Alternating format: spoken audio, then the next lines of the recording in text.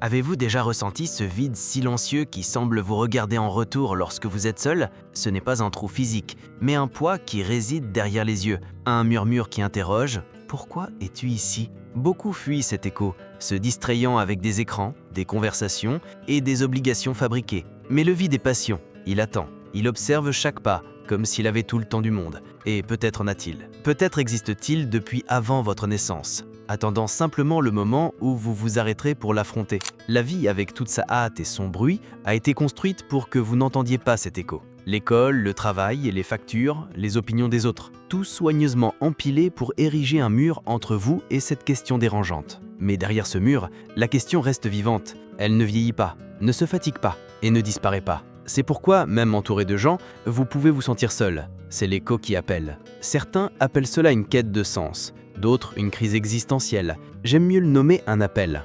Parce que, contrairement à ce qu'on dit, ce n'est pas la vie qui est vide, c'est votre emploi du temps qui est trop rempli pour écouter. L'appel est discret, il ne crée pas, il surgit dans les nuits d'insomnie, dans le silence entre deux conversations, ou lorsque quelque chose que vous pensiez important perce soudain son éclat. Et quand cela arrive, vous réalisez que tout le reste, argent, titres, opinions, ressemble à du papier coloré emporté par le vent. Imaginez vivre des décennies en suivant une carte qu'on vous a promis être la bonne et un jour découvrir qu'elle n'était pas la vôtre. Que ces rues, ces destinations, ces panneaux étaient faits pour quelqu'un d'autre. Cette prise de conscience est douloureuse, presque cruelle. C'est comme se réveiller et réaliser que vous rêviez une vie qui n'était pas la vôtre. La douleur ne vient pas de ce que vous avez perdu, mais de ce que vous n'avez jamais vécu. Mais voici le point, cette douleur est un cadeau déguisé. Elle est le signe qu'il reste du temps pour s'arrêter, déchirer ancienne carte et commencer à tracer la vôtre. Oui, c'est effrayant, oui, c'est solitaire, mais c'est plus honnête que de suivre un scénario qui ne vous appartient pas. Et au fond, vous savez, continuer à faire semblant n'est plus une option.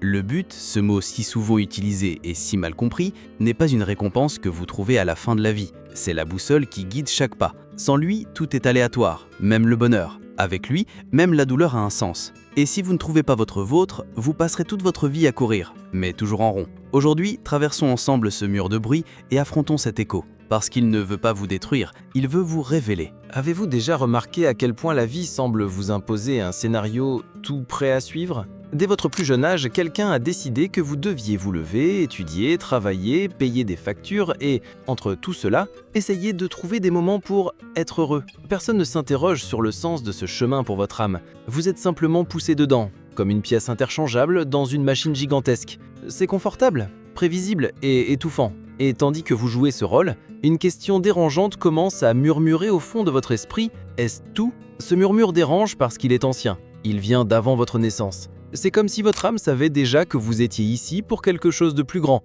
mais le monde s'est acharné à vous convaincre du contraire. On vous a imposé des règles invisibles sur ce qu'il est acceptable de rêver, et chaque fois que vous essayez de les dépasser, une voix vous dit « Ne sois pas idiot, ce n'est pas réaliste ». C'est comme si la vie avait un plafond bas, et que chaque fois que vous essayez de vous étirer, vous vous cognez la tête et revenez à la même position qu'avant. Pourtant, vous sentez que quelque chose cloche. Vous ressentez que vous êtes né pour plus. Vous le voyez dans de petits instants. Quand une musique réveille des souvenirs dont vous ignoriez l'existence, quand une odeur vous transporte vers un lieu que vous n'avez jamais visité, ou quand un regard semble traverser votre âme. Ce sont dans ces moments que vous réalisez qu'il existe une autre dimension de la vie, une dimension qui n'est ni écrite dans les manuels, ni enseignée à l'école. Mais cette dimension vous est cachée, et plus vous vous en approchez, plus le monde semble vous distraire avec des urgences qui, au fond, n'ont pas d'importance. La plupart des gens ne perçoivent pas ce jeu. Ils croient que choisir entre deux chemins est déjà une liberté, sans voir que les deux mènent au même endroit. Dès notre plus jeune âge, on nous a entraînés à rechercher la sécurité, pas le but, à accepter des réponses toutes faites, pas à poser des questions profondes. Et au final, nous vivons des vies étriquées parce que nous pensons que c'est tout ce que nous méritons. Mais que se passerait-il si vous cessiez d'accepter cela ? Que se passerait-il si vous aviez le courage de chercher votre véritable but, même si personne d'autre n'y croit ? Trouver votre but ne signifie pas tout abandonner pour courir vers les montagnes. Il s'agit de récupérer ce qui a été placé en vous avant que le monde ne vous dise qui vous devriez être. C'est comme si une clé invisible était cachée dans votre âme et qu'elle ne s'ouvre qu'une seule porte, celle qui mène à la vie pour laquelle vous êtes vraiment né. Mais pour trouver cette clé, vous devez faire quelque chose que peu sont prêts à tenter, faire taire le bruit et écouter l'appel. Cet appel ne vient pas avec des dates, des horaires ou des garanties. Il n'apparaît ni dans les publicités ni dans les posts motivants. Il surgit dans les moments les plus inattendus, pendant que vous lavez la vaisselle, au milieu d'un embouteillage ou même juste avant de vous endormir. C'est un malaise qui grandit jusqu'à ce que vous ne puissiez plus l'ignorer. Et quand cela arrive, vous avez deux choix. Étouffer cette voix jusqu'à ce qu'elle meure, ou la suivre même sans savoir où elle vous mènera. Suivre l'appel est risqué. Cela exigera que vous renonciez à l'approbation de beaucoup de gens. Vous serez vu comme fou, naïf ou rebelle. Cela apportera des jours de doute et des nuits d'insomnie. Mais cela apportera aussi quelque chose qu'aucune vie sécurisée ne peut offrir. La sensation d'être vraiment vivant. De vous réveiller en sachant que chaque action, chaque effort et chaque pas a un sens plus profond. La plupart ne comprendront pas, et ce n'est pas grave. Ce n'est pas leur but, c'est le vôtre. Le monde est rempli de voix qui essayent de dicter ce que vous devriez faire de votre vie, mais aucune d'elles ne vivra les conséquences de vos choix. Seuls vous les vivrez. C'est pourquoi suivre votre but est un acte de courage et de foi. Une foi qui n'a rien à voir avec la religion déformée qu'on nous a vendue, mais une foi dans ce qui a été semé en vous dès le début. Peut-être pensez-vous être seul dans cette quête, mais la vérité est que chaque âme qui s'éveille à son but se connecte à quelque chose de beaucoup plus grand. C'est comme si en trouvant votre clé, vous illuminiez une partie du chemin que d'autres doivent aussi voir. Et sans même vous en rendre compte, vous devenez un point de lumière au milieu de l'obscurité. Le monde moderne fait tout pour vous convaincre que le but est un luxe, quelque chose pour après avoir réglé votre vie. Mais c'est un mensonge. Le but n'est pas la dernière chose, c'est la première. C'est le centre à partir duquel toutes les autres décisions devraient tourner. Sans lui, même les plus grandes réussites paraissent vides. Avec lui, même les jours simples ont un sens. Et ne vous méprenez pas, le but n'est pas seulement un objectif, un travail ou un titre. C'est un état d'alignement, où ce que vous pensez, ressentez et faites est en harmonie avec l'essence que Dieu a insufflée en vous. Quand vous vivez ainsi, chaque moment, aussi ordinaire qu'il paraisse, devient extraordinaire. Mais avant de trouver cette clé, vous devez admettre que vous ne l'avez pas. Vous devez reconnaître que vous êtes perdu. Et ce n'est pas un signe de faiblesse, c'est le commencement de la vraie quête. C'est comme si Dieu étendait précisément ce moment où vous cessez enfin de courir après des réponses faciles et commencez à poser les bonnes questions. Et la première question est toujours la même. Pourquoi suis-je ici ? Pas pourquoi, mais pourquoi ? C'est une question qui ne se répond pas avec hâte. Elle se répond en vivant, en observant et par-dessus tout en écoutant cette voix que le monde tente d'étouffer, mais qui ne s'éteint jamais. Avez-vous déjà remarqué que, lorsque le silence devient trop profond, quelque chose en vous commence à parler plus fort ? Ce n'est pas un son ordinaire, ce n'est pas une voix qui sort de la bouche, mais un écho qui surgit des profondeurs de l'âme. C'est à cet instant que le but cesse d'être un concept lointain pour devenir un appel dérangeant, presque douloureux. Vous essayez de l'ignorer, mais c'est comme retenir votre souffle. Tôt ou tard, vous devez le relâcher. Et quand vous le faites, la vie commence à changer. Le problème, c'est que le monde ne veut pas que vous entendiez cet appel. Il vous entourera de bruit, d'engagement, de distraction. Il vous imposera des urgences qui étouffent ce qui est essentiel. Il vous convaincra que vivre, c'est courir, sans réaliser que vous courez vers nulle part. La société est experte dans la création de chaînes invisibles, si légères que vous pensez être libre, mais si fermes que vous n'irez jamais trop loin. Je me souviens de la première fois que j'ai pris conscience de cela. J'étais au milieu d'une routine automatique, sans passion, sans éclat. Puis j'ai vu, dans le regard d'un vieux mendiant qui demandait du pain, une flamme que je n'avais pas. Lui qui ne possédait rien, semblait savoir quelque chose que j'avais oublié, et cette expression m'a traversé comme un miroir qui ne ment pas. Peut-être que le but résidait dans ce que j'ignorais. C'est là que réside la première grande contradiction. La plupart ne trouvent leur but que lorsqu'ils sont arrachés à leur zone de confort. Vous pensez le découvrir assis sur le canapé, avec tout qui fonctionne, mais en réalité, il se révèle quand tout se brise, quand les structures s'effondrent, quand le sol s'ouvre. Le but est comme une lumière qui ne peut être vue que dans l'obscurité. Et si je vous disais que, à cet instant précis, vous avez déjà reçu des indices sur le vôtre, que de petites coïncidences, des rencontres, des phrases, des images et même des douleurs essayent de vous pousser vers un chemin spécifique. Le problème, c'est que vous êtes trop distrait pour le remarquer. Vous croyez que le but est une carte, alors qu'en réalité, c'est une boussole. Elle ne vous montre pas où arriver, mais elle vous indique où aller. Le mentor le plus inattendu peut apparaître. Ce peut être un livre oublié sur l'étagère d'une vieille bibliothèque, une phrase griffonnée sur le mur d'une ville grise, un inconnu dans le train qui vous regarde d'une manière qui change tout. Le but se présente rarement vêtu d'or. La plupart du temps, il arrive sale, déguisé, caché derrière quelque chose que vous mépriseriez. Et quand il se manifeste, il n'est pas doux. Ce n'est pas une main douce qui vous guide, c'est une force qui vous pousse hors de la route que tous suivent. C'est inconfortable, dérangeant, et c'est précisément cela qui le rend réel. Parce que si le but était facile, il ne serait pas le vôtre. Ce ne serait qu'un autre rêve acheté en solde. Vous commencez à ressentir un mélange de peur et d'excitation. C'est comme être au bord d'une falaise avec un parachute dans le dos. Une partie de vous veut sauter, l'autre veut reculer. Mais la vérité, c'est qu'au fond, vous savez que vous n'êtes pas fait pour marcher toujours sur un sol ferme. Vous êtes né pour voler. Le monde rira de vous. Il dira que vous perdez votre temps. Il vous traitera de fou. Et à ce moment, que vous devrez décider, allez-vous vivre pour plaire aux autres ou pour accomplir la mission qui a été placée dans votre cœur. Une vie sans but est confortable, mais sans saveur. Et au final, c'est comme manger le plat le plus beau du monde, sans sel. Je vous assure, le premier pas est toujours le plus difficile, mais aussi le plus libérateur. Parce qu'au moment où vous décidez de vivre pour votre but, quelque chose se brise. Pas les chaînes qui vous retiennent, mais l'illusion qui vous faisait croire que vous étiez prisonnier. Et à partir de là, plus rien n'est pareil. La première réaction du système quand il perçoit que vous vous éveillez n'est pas de vous attaquer de front, c'est de sourire, de faire semblant d'être de votre côté.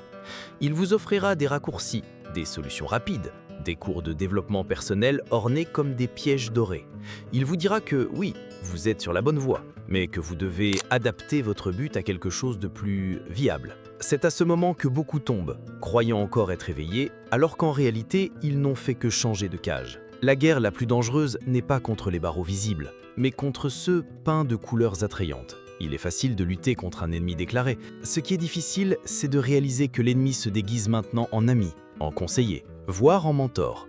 Le système est patient. Il ne veut pas détruire votre volonté, il veut la modeler pour qu'elle le serve. J'ai commencé à voir cela quand, après avoir rompu avec tout, on m'a proposé de nouvelles opportunités. Ce semblaient être des chemins libres, mais tous menaient aux mêmes mains qui contrôlaient le jeu depuis le début. J'ai compris que, pour garder mon âme intacte, il ne suffisait pas de fuir les chaînes. Je devais apprendre à voir les chaînes invisibles. Cette prise de conscience m'a donné de la force, mais aussi de la solitude. Parce que, quand vous commencez à en parler, beaucoup vous qualifient de paranoïaque. Ils disent que vous voyez des complots partout. Et peut-être pour ceux qui dorment encore, cela semble exagéré. Mais ceux qui se sont réveillés savent que ce n'est pas le cas. C'est simplement la réalité nue. Et elle fait plus mal que n'importe quelle fiction. Le système vous met à l'épreuve. Il crée des scénarios pour voir jusqu'où vous cédez. Il place des proches pour vous questionner, vous convaincre, voire vous ridiculiser. Et si rien ne fonctionne, il tente de vous épuiser. Ce n'est pas une attaque rapide, c'est un usure lent, presque imperceptible, qui un jour vous fait vous demander « Est-ce que ça vaut la peine de continuer à résister ?» C'est là que la sagesse entre en jeu, celle qui ne vient ni des livres ni des nouvelles, mais d'une communion silencieuse avec la vérité. Une vérité qui ne se négocie pas, qui ne s'adapte pas au mode passagère. Cette vérité est comme un phare par une nuit de tempête, elle ne change pas de position pour plaire au bateau. Elle reste ferme, et ceux qui veulent de la sécurité doivent s'aligner sur elle. À cette étape, j'ai appris à parler moins et à observer plus. Parce que quand vous parlez trop, vous révélez vos stratégies. Le silence est devenu mon épée la plus tranchante. Il déconcertait le système, car il ne laissait aucune place aux prévisions. J'ai compris que la résistance n'est pas toujours un cri, parfois c'est un murmure qui refuse de mourir. Le système déteste l'imprévisible. Il ne sait pas gérer ceux qui ne suivent pas le scénario. C'est pourquoi être imprévisible est une forme de combat. C'est sortir des schémas, briser la logique du jeu. Ils s'attendent à ce que vous réagissiez avec colère et vous répondez avec calme. Ils s'attendent à ce que vous fuyiez et vous restez ferme. C'est ainsi que vous commencez à renverser la table. Avec le temps, j'ai réalisé que l'affrontement ne se limite pas à eux. Il est aussi contre mes propres tentations d'abandonner, de me complaire, de me vendre pour un morceau de paix illusoire. L'ennemi le plus dangereux n'est pas dehors, c'est la partie de moi qui cherche encore l'acceptation. Et pourtant, le système ne s'arrête pas, il relève la mise, il augmente la pression. Et soudain, les métaphores deviennent concrètes. Des portes qui étaient ouvertes se ferment, les invitations disparaissent. Et même ceux qui disaient vous soutenir s'éloignent. C'est comme si vous étiez effacé peu à peu, non pas physiquement, mais de la mémoire collective. Mais c'est là que la flamme véritable se révèle, parce que si elle dépend des applaudissements pour exister, ce n'est pas un feu, ce n'est qu'un étincelle. Et le but réel est comme un feu éternel. Il brûle même quand le monde entier contre-souffle. Il arrive un moment où vous réalisez que vous ne luttez plus seulement pour vous-même. C'est comme si la douleur, la fatigue et la solitude devenaient la matière première de quelque chose de plus grand. Ce qui était autrefois un fardeau commence à se transformer en carburant. Vous comprenez que la souffrance n'était pas un accident, c'était un entraînement secret pour la guerre à venir. Je me souviens de l'instant où cela m'est devenu clair. J'étais seul, une nuit froide, avec la sensation que tout m'avait été arraché. Mais dans le silence, quelque chose qui ne venait pas de ce monde a parlé à mon esprit. Ils peuvent prendre ce que tu as, mais jamais toucher à ce que tu es. Ce fut à ce moment que j'ai compris qu'il n'y avait plus moyen de m'enchaîner.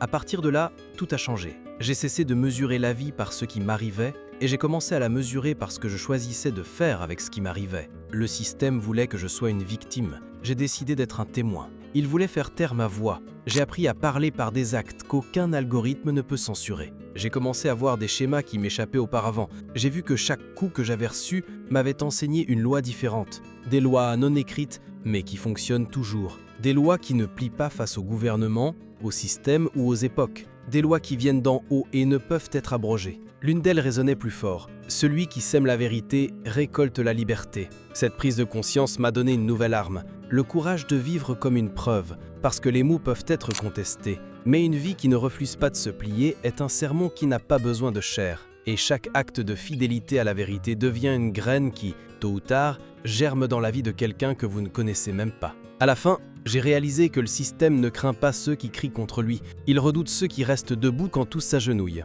Parce que la résistance silencieuse est plus difficile à détruire. Elle s'infiltre, se propage et, un jour, devient impossible à ignorer. La scène finale dans ma mémoire est simple. Je suis face à une foule, mais pas pour parler, juste pour regarder. Et je réalise que parmi eux, il y en a d'autres avec la même lueur dans les yeux qui s'est allumée en moins un jour. C'est le signe que la vérité a déjà sauté de cœur en cœur comme un feu qui se répand sans permission. Au fond, j'ai compris que la victoire ne consiste pas à détruire le système, c'est à vivre d'une manière qui prouve qu'il ne vous a jamais possédé. Le reste n'est qu'une question de temps. Et c'est pourquoi, si vous écoutez cela maintenant, ne vous laissez pas croire que vous êtes seul. Parce que chaque fois que vous choisissiez la vérité, vous allumez une lumière. Et aussi fort qu'ils essaient de l'éteindre, toute lumière véritable trouve toujours un chemin pour briller.